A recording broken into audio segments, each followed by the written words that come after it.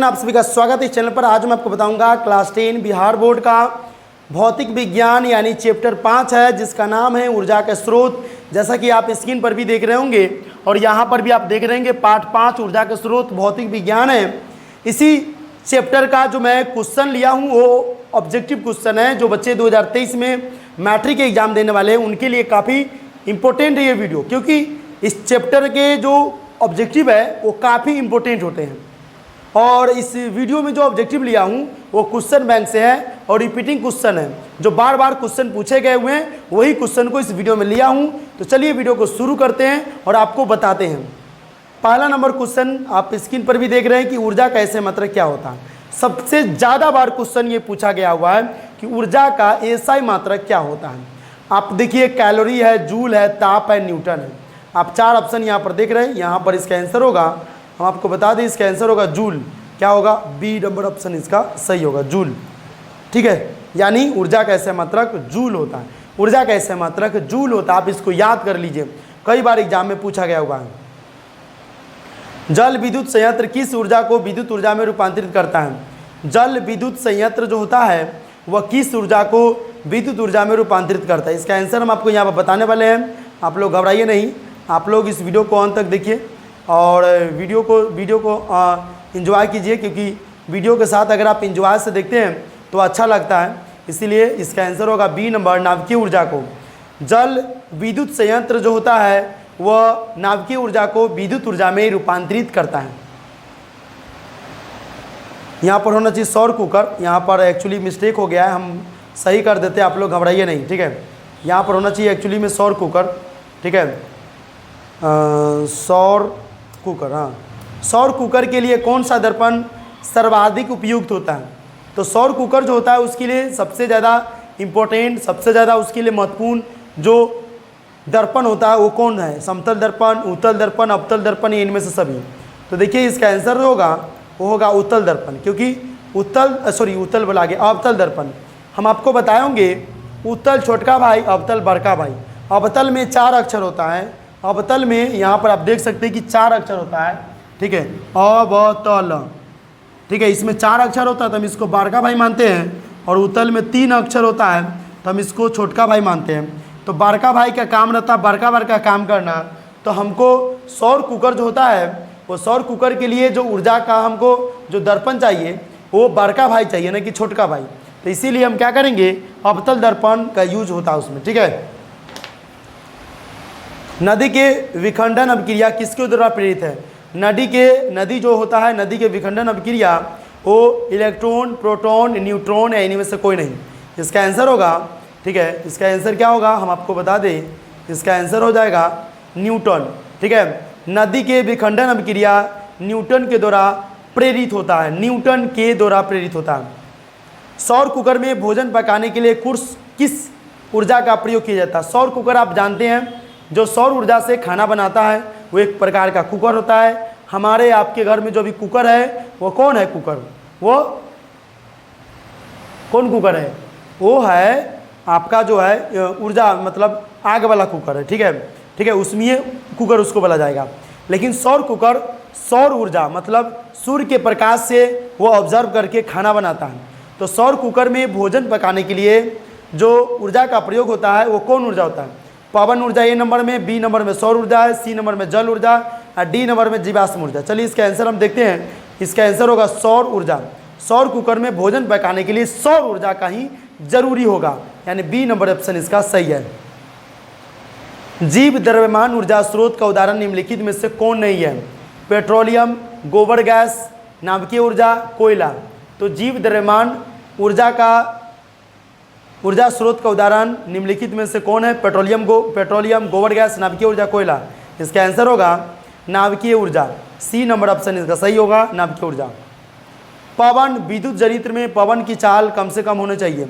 पवन विद्युत जनित्र में पवन की चाल कम से कम कितनी होनी चाहिए? तो कम से कम जो है ये होना चाहिए 15 किलोमीटर पर आवर। पवन विद्युत जनित्र जो होता है, जो पवन से चलता रहता है हवा, यानी पवन विद्युत जनित्र होता है, उसमें पवन की चाल कम से कम 15 किलोमीटर प्रति आवर होना चाहिए। तब ये आपको वो टरबाइन को नचाएगा और विद्युत ऊर्जा को कन्वर्ट करेगा। आप देखे होंगे बड़ा बड़ा पवन चक्की लगा रहता है, तो उसमें 15 किलोमीटर प्रति आवर की कम से कम, ठीक है ना, चाल होनी चाहिए, नहीं तो वो विद्युत ऊर्जा को कन्वर्ट नहीं करेगा। प्रकृति में पृथ्वी पर ऊर्जा का मुख्य स्रोत क्या है? तो प्रकृति में पृथ्वी पर ऊर्जा का मुख्य स्रोत कोयला है, सूर्य है, पानी है, लकड़ी है। 4 ऑप्शन दिया हुआ, इसका आंसर होगा सूर्य। सूर्य जो होता है पृथ्वी पर यानी पृथ्वी में प्रकृति में पृथ्वी पर सूर्य का मुख्य स्रोत सबसे ज़्यादा जो कहा गया वो सूर्य को बोला गया।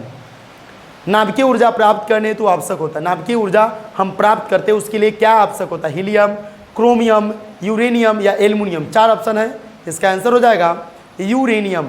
क्या आंसर होगा? C number, uranium. निम्नलिखित में से कौन नवीकरणीय ऊर्जा स्रोत का उदाहरण है? कौन नवीकरणीय ऊर्जा स्रोत का उदाहरण है? इसका आंसर होगा, ठीक है, बायोमास संयंत्र। बायोमास संयंत्र यानी डी नंबर ऑप्शन सही होगा। निम्नलिखित में से कौन नवीकरणीय ऊर्जा स्रोत का उदाहरण है? पवन चक्की नहीं होगा, जल पंप नहीं होगा, विद्युत जनित्र नहीं होगा, बायोमास संयंत्र होगा। निम्न में से किस देश की पवनों का देश कहा जाता है? निम्न में से किसे यानी पवन का देश कहा जाता है? पवनों का, जिस देश में सबसे ज़्यादा पवन चक्की होता है। हम आपको विज्ञान में या फिर आप विज्ञान में पढ़े होंगे तो उसमें बताया जाता है डेनमार्क को पवन चक्की का देश कहा जाता है। हम आपको पढ़ाए थे, डी नंबर ऑप्शन इसका सही होगा। डेनमार्क को पवन चक्की का देश कहा जाता है क्योंकि वहाँ का लगभग 1/4 बिजली जो होता है वो पवन चक्की से उत्पन्न होता है। नरौरा नाभिकीय विद्युत संयंत्र किस राज्य में स्थित है? नरौरा नाभिकीय संयंत्र किस राज्य में स्थित है? राजस्थान, महाराष्ट्र, उत्तर प्रदेश, गुजरात। तो ये तो होना चाहिए महाराष्ट्र में। नरौरा नाभिकीय विद्युत संयंत्र जो होता है महाराष्ट्र में उत्पन्न है। सौर जल ऊष्मा का उपयोग गर्म पानी पीने के लिए नहीं किया जा सकता है क्योंकि धूप वाले दिन में, बादल वाले दिन में, गर्म दिन में, तूफानी दिन में सौर जल ऊष्मा का उपयोग जो होता है गर्म पानी पीने के लिए नहीं किया जाता। क्यों नहीं किया जा सकता? कब? तो धूप वाले दिन में कि बादल वाले दिन में कि गर्म दिन में कि तूफानी दिन में। तो सौर जल ऊष्मा का प्रयोग गर्म पानी पीने के लिए नहीं किया जाता है बादल वाले दिन में। बादल वाले जब दिन रहता है उसमें सौर जल ऊष्मा का उपयोग गर्म पानी पीने के लिए नहीं किया जाता है। आदर्श ईंधन से कौन सी गैस उत्सर्जित होती है? आदर्श ईंधन से कौन सी गैस उत्सर्जित होती है? मीथेन, ऑक्सीजन, कार्बन डाइऑक्साइड, इनमें से कोई नहीं। इसका आंसर आप देख सकते हैं, इनमें से कोई नहीं। आदर्श ईंधन से कौन सी गैस उत्सर्जित होती है? कोई भी, इनमें से कोई गैस उत्पन्न नहीं होती, दूसरा गैस होता है। चलिए आपके देखते हैं, नाभिकीय संलयन से ऊर्जा प्राप्त करने के लिए किस ईंधन का उपयोग होता है या करते हैं? तो नाभिकीय संलयन से ऊर्जा प्राप्त करने के लिए पेट्रोलियम, प्राकृतिक gas, methane gas, hydrogen gas. इसका आंसर होगा हाइड्रोजन गैस। नाभिकीय संलयन से ऊर्जा प्राप्त करने के लिए हाइड्रोजन गैस ईंधन का उपयोग होता है। निम्न में से किसका उपयोग खाना बनाने वाले ईंधन के रूप में नहीं किया जाता है? ठीक है, सीएनजी, एलपीजी, बायोगैस, कोयला। कौन गैस का उपयोग ईंधन के रूप में नहीं किया जाता है? इसका आंसर होगा सीएनजी गैस। ठीक है, सीएनजी कंप्रेस्ड नेचुरल गैस, इसका फुल फॉर्म होता है compressed natural gas. Compressed natural gas CNG का प्रयोग खाना बनाने वाले ईंधन के रूप में नहीं किया जाता है। एलपीजी हम लोग जानते हैं लिक्विड पेट्रोलियम गैस, इसका यूज होता है, बायोगैस का यूज होता है, कोयला का भी यूज होता है, लेकिन सीएनजी का यूज नहीं होता है। निम्न में से किस पदार्थ का उपयोग सौर सेल बनाने के लिए किया जाता है? ठीक है, कार्बन है, कॉर्स है, सिलिकॉन है, एल्युमिनियम है। इसका आंसर होगा, ठीक है, सिलिकॉन। सी नंबर ऑप्शन इसका सही होगा। निम्न में से किस पदार्थ का उपयोग सौर सेल बनाने के लिए नहीं किया जाता है? बनाने के लिए किया जाता है सिलिकॉन का उपयोग, ठीक है ना, सौर सेल बनाने के लिए किया जाता है। सोलर कुकर में प्रयुक्त बर्तन प्रायः निम्न में से किस रंग से पैटेंट होता है?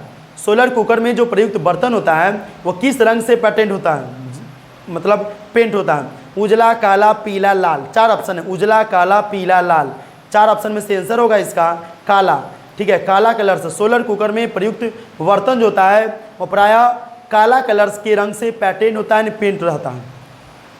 गर्म जल प्राप्त करने के लिए हम सौर जल तापक उपयोग किस दिन नहीं कर सकते हैं? तो गर्म जल प्राप्त करने के लिए धूप वाले दिन, बादल वाले दिन, गर्म दिन, पवनों वाले दिन। तो ये भी ऑप्शन बादल वाले दिन नहीं होता है। ठीक है, ये क्वेश्चन आपसे पूछ सकता है एग्जाम में। गर्म जल प्राप्त करने के लिए आप सौर जल का तापक उपयोग बादल वाले दिन नहीं कर सकते हैं। निम्नलिखित में से कौन जब मात्रा ऊर्जा स्रोत उदाहरण नहीं है? ठीक है, निम्नलिखित कौन जैव मात्रा, ठीक है ना, जैव मात्रा ऊर्जा स्रोत का उदाहरण नहीं है। यहाँ पर जीव लिखा गया, जैव होना चाहिए, ठीक है, जैव मात्रा, ठीक है, जैव मात्रा ऊर्जा स्रोत का उदाहरण नहीं है। लकड़ी, गोबर गैस, नाभिकीय ऊर्जा, कोयला। इसका आंसर देख लीजिए, इसका आंसर होगा, ठीक है, इसका आंसर होगा नाभिकीय ऊर्जा। क्या होगा? नाभिकीय ऊर्जा, ठीक है। ऊर्जा जैव मात्रा ऊर्जा स्रोत का उदाहरण नहीं है।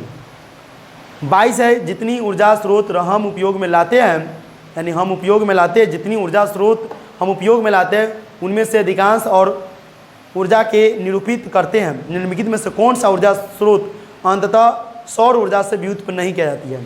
भूतापीय ऊर्जा, पवन ऊर्जा, जीवाश्म ऊर्जा या जैव मात्रा? ऑप्शन यहाँ पर देख सकते हैं, इसका आंसर होगा, ठीक है, जैव मात्रा। जैव मात्रा यहाँ आंसर हो गया। देखिए इसमें हम टोटल 22 ऑब्जेक्टिव लिए थे।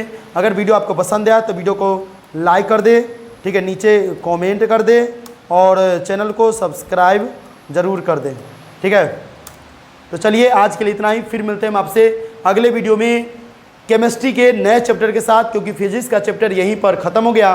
केमिस्ट्री के पहले चैप्टर के साथ हम आपसे पुनः अगले सुबह 9 बजे आपसे मिलते हैं।